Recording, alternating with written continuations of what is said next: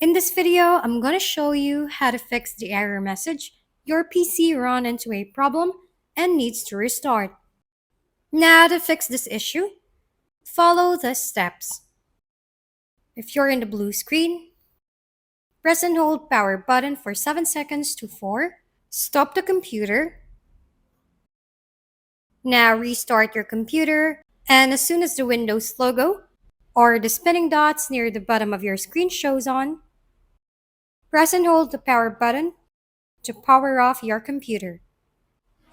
Repeat this process 2 to 3 times, and then you will get a text at the middle bottom of your screen saying, Preparing automatic repair. Then you may be asked to choose an account to continue. Next, type the password of the selected administrator user account. If you are not prompted for this information, skip to the next step. There are chances that Windows 10 will try to make an automatic diagnosis of your PC without telling you to select an admin account. Now, in both cases, you may get the prompt your PC didn't start correctly. Click on the Advanced Options button, then click on Troubleshoot.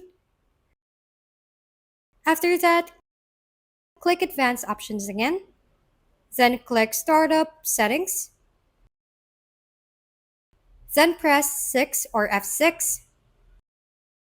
Go to Safety Mode where the command prompt. If the problem persists, then it is better if you contact Microsoft or go into a PC repair shop. Thank you for watching. We hope this video helped you figure things out. If we've been helpful, kindly give us a thumbs up.